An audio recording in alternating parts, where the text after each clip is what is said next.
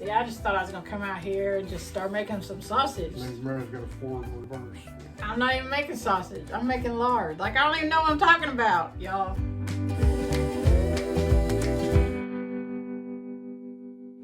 Hi, and welcome back to Two Old Crows Homestead. This is Shelly.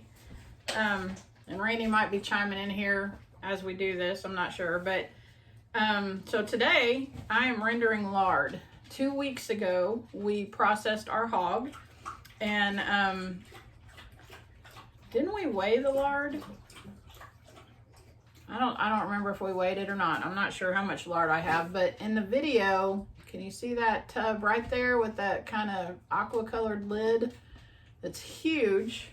That is actually full of back fat and all the fat from around the outside of the hog. This right here in front of you is leaf lard, and that's what I'm going to process first. So when you're rendering lard, you don't need a grinder to do that. If you will cut these up into little bitty chunks, like 1-inch chunks, and you can stick them in a crock pot or in a cast iron pot and stick it in your oven or whatever, you can do that. But it makes the process a little bit quicker if you grind it up. So that's what I'm gonna do. So the leaf lard is actually, it's not really attached to, what are you doing? You nosy dog. Our dogs are just the nosiest things. The leaf lard is not really attached to the big muscle groups like the back fat is. Leaf lard is found inside of the pig around the kidneys. And when you're harvesting a pig, it's actually very like webby looking. You can kind of pull it out. It looks like sheets of just webbing. There's holes in it and stuff. And the leaf lard is what bakers like. It gets really white as long as you don't overcook it when you're rendering it, and it makes your pastries very flaky. It has a great flavor, and again, as long as you don't overcook it, it doesn't taste like pork at all. It won't have that porky flavor. If you do overcook it, it will start to taste like pork. But leaf lard is very sought after by bakers. So that's what this is. That tub in there, like I said, is back fat, and we're gonna render that, and it's just regular lard. So let's get to it. Okay, one thing about this, if you are like Randy and I and not a master butcher or whatever you call the highest grade of butcher, I don't know. You want to make sure that you don't have chunks of meat in your lard or in your fat. You want it to look like this. You want it to look like this. It's just going to be all fat. If you have chunks of muscle that are marbled into that as it cooks, you're going to get like cracklings or whatever that is, which are they're you know, good to eat, but it's going to make your meat taste more like, it's going to make your lard taste more like meat or like pork, and you don't want that. So let's flip this on.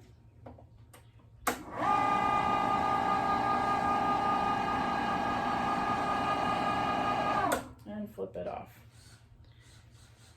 Hey, I think I'm not doing something right. I don't think I put this together correctly. Is that auger thing supposed to go inside of it? Yeah.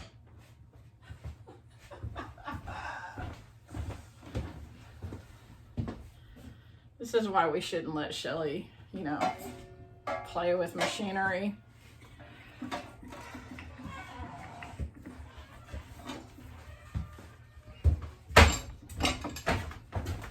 Yeah, I just stuck this on and didn't put the auger in it, but I did get that on there. Okay, just don't put that back on there. Put this back on here. Are you still recording? Yeah.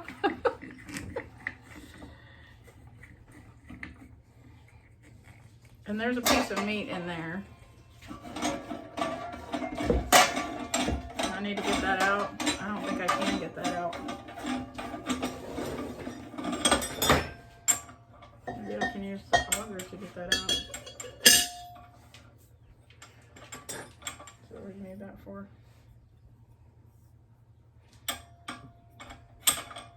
That's not what you need that for.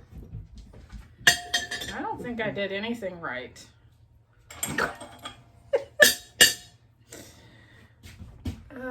Yep, there's a piece of meat. Give me a knife or something. The tongs work better. Look, dude.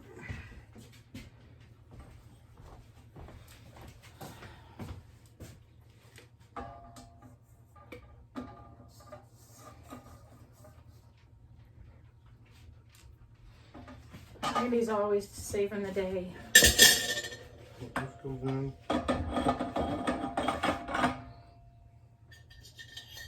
And then the knife would have been good too, right? And then the thing.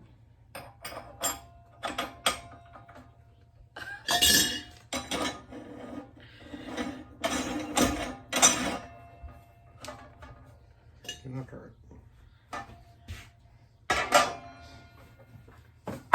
Is this not supposed to go in there? No, that's for Is that a tool? sausage casing. Oh, gotcha. See, I just thought I was gonna come out here and just start making some sausage. And then Mary's got a forward and reverse. I'm not even making sausage. I'm making lard. Like, I don't even know what I'm talking about, y'all. I just, whatever.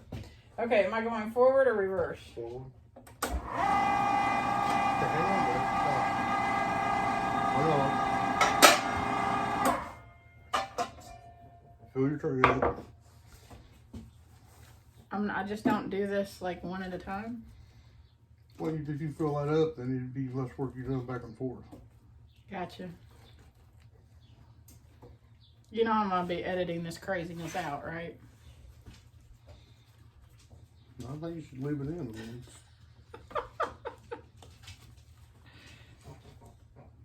Okay, my tray is full. okay, then you start shoving pieces down in there. Go ahead and turn it on. Don't I need that stick thing? I You- want to you may- shove. You may or may not have to, because it'll feed itself. Okay, I'm going forward. Mm-hmm.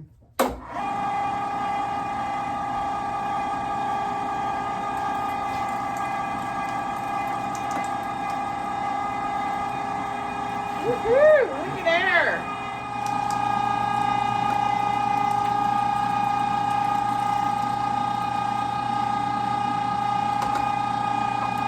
So I've got this on a coarse grind, and I'm actually just grinding it directly into my crock pot because that's what I'm going to let it cook on for the rest of the day. I know. I wanted to show you this. This is kind of what the leaf lard looks like when you're getting it out of the pig. It looks like that webbing stuff.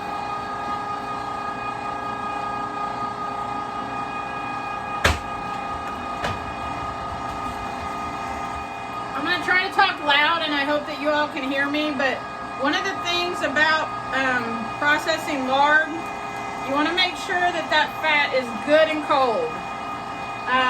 Since it's been 2 weeks, this has actually been in our fridge, and then the actual bat fat tub that's over there has been in our freezer, and we have to let it thaw out a little bit just so we can cut it up to process it.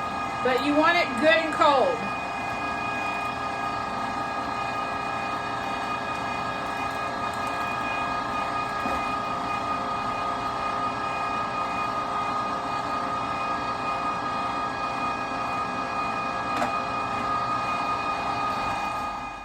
Okay, so this is what we have, and that little bit actually completely filled up my crock pot, which, you know, as you grind it up, it's gonna, you know, kind of put some air into it, make it fluffy or whatever. But now I'm going to put it on a low heat. So here is the ground up leaf lard in the crock pot. I've got it set on low. So I did not add water to this, which I know many people do that. It's recommended by quite a few. But I've also seen quite a few who don't put water in it. I don't like the idea of putting water in my lard. I know it evaporates out. This being the first time, I'm just doing it this way and seeing if it works. I will keep this cooking on low for about 5 hours. And but it's right here in my kitchen. I'll be checking it periodically, and I'll keep you updated as to what's going on. So, giving an update on the leaf lard. This has been going for approximately almost 3 hours. It's almost done. I think the reason that it's going so fast is because I ground it up. So we're getting close to that being finished. While that was cooking, I emptied this tub. I chunked it all up into chunks like this. We had quite a bit. Well, I'm not gonna say quite a bit. We had 4 of this size bag, this quart size bag, full of pieces that had meat in it. So those are still frozen. And which, by the way, I'm just gonna tell you straight up, if you want a knife that will cut through frozen lard, this Victorinox knife, this is the bomb right here. This is what you need. But anyways, this is the 4th bag. I'm gonna stick that back in the freezer and use it to season beans and green beans and stuff like that. And then that's just an icky parts bag, just things that just didn't look good to me, and I cut them out, and those will go out to the chickens.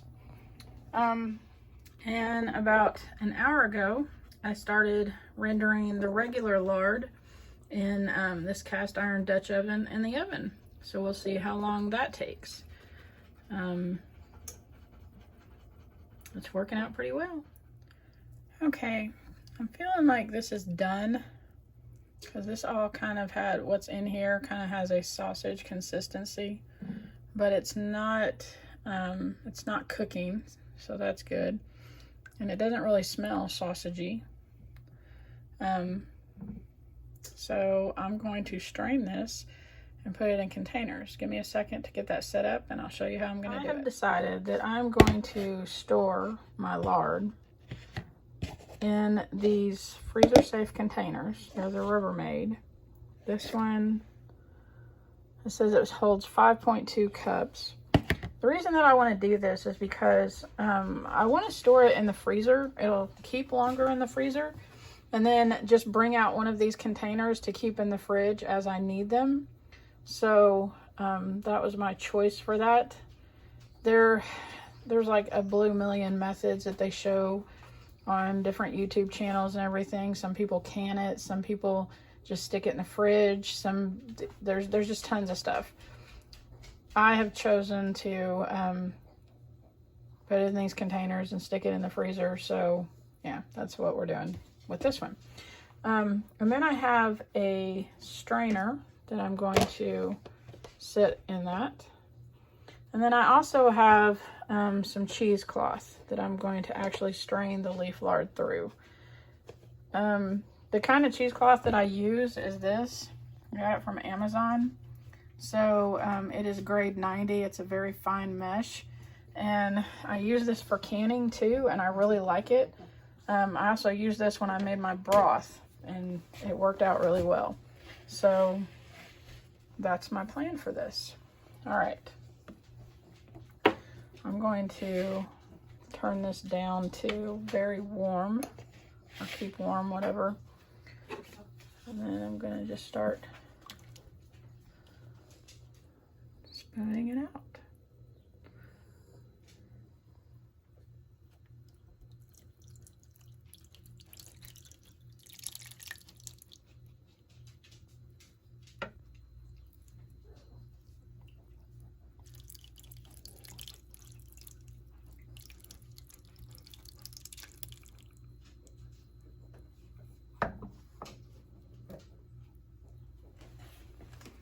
See what we got. Look how clear that is. Yay! Now I'm gonna have to put my camera down and finish this, but I'll show you what I've got, the finished product, when I'm done. So out of, what did I say that was? 5.2. So out of that crock pot full of leaf lard, we got 3 full containers. Well, I mean, it's not up to that line. I'm not sure where the 5.2 goes to, but I'm gonna say we got roughly 15 cups of lard for baking. I'm super excited about this. We also got all of this that my dogs are going to be super excited about. Okay, so this is the pot of lard that I had cooking in the oven. It's been in there for just over 4 hours at 200 degrees. And this is the one, this isn't leaf lard, this is the one that was from Back Fat. So it's got a lot more of stuff in it than the other ones had. I'm not sure what this stuff is called. I want to say cracklins, but it's not. It's almost like sausage crumbles or something. But the leaf lard was way more pure than this was, so that's understandable. I just don't think that there's going to be as much of this, as much lard as there was with the leaf lard. So let me strain this out and then I'll get back with you of how much we got.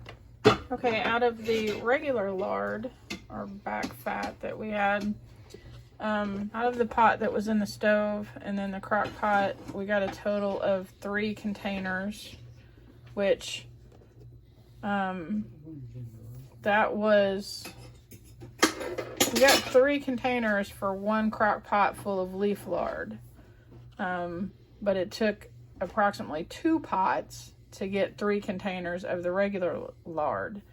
So those had those 2 pots had a lot more of the, you know, just the stuff, the meaty stuff that was in it, that we strained out, and it's going to get thrown out to our chickens. We're not getting as much of that, I guess, is what I'm trying to say, out of the regular lard. However, I want to show you this. Check this out. So the leaf lard that we got, it looks awesome. Look at that. Look how creamy and white that looks. It looks really good. I'm very pleased with that. And a couple of those will go into the freezer. One will stay in the fridge. The same with the other lard. So as far as the other lard goes, I still have here in the fridge, I still have, there's 3 of these bags of ground up lard. There's 3 of these bags of ground up lard that still needs to be rendered down. So that'll happen one day this week. To put more of that into the freezer. And I don't know, at some point I might be able to give you a grand total of what all we have. But I'm thinking out of what's in there, we may get 3 or 4 more of those containers. So that would be like somewhere between 15 to 20 cups of regular lard that will go into those. And we can use that for cooking. I may also use that for soap because my soap recipe calls for lard and it actually makes really good soap. So some of that will be used for that, possibly. I did figure out that I prefer to use the crock pot. It's just easier to check it because cooking it in the cast iron crock or Dutch oven, I guess is what it is. Cooking it in the cast iron Dutch oven that we have, it makes it really heavy and it's hard to pull the drawer out on the oven. Doing it in the crock pot, it's just easier to check it and stir it and keep track of it than it is opening the oven, shutting the oven, all of that. And the crock pot seems to do it faster. So I think from here on out, I'll probably use the crock pot to render lard. Another tip don't wear one of your favorite shirts while doing this because you will get oil on it or lard. And yeah, that's it. I'm getting ready to head to bed, and I hope you all have a blessed day, and talk to you later. Bye. Hey, it's me again, and Randy. We just wanted to take a minute to say thank you to all of our new subscribers. If you like our content, if you enjoy our videos, go ahead and subscribe and hit that bell so you get notifications when we put videos out. And don't forget to like. Yeah, like it. But we just wanted to say thank you. We've had an influx of new subscribers, and it's great to see you. I know a lot of you are coming over from Permapastures Farm, and thank you, Billy and Michelle and William, for giving us a shout out and letting people know about our channel. We greatly appreciate you, and we greatly appreciate the content that you put out, because we've learned so much from you all. And there is some friends of ours that watch our channel quite a bit. They're in New Jersey, and they're actually moving to Kentucky, and their Facebook or their YouTube is called The More to Love Homestead. Go check them out. Their channel is really neat because they're still in New Jersey. They've bought their property in Kentucky, and I think they're supposed to be moving here at the beginning of next year or something like that. So they're making trips out here to get their house in order and get all of that straightened up and remodeled done and everything. Yeah, they're a really great couple. We met them at Back to the Land Festival last year, and they're actually really nice. Yeah, so go check them out and follow their journey, because it's really kind of neat. You're seeing everything from scratch, and what they've got going on once they get to Kentucky. So that's More to Love Homestead. Go check them out. Talk to you later. Bye.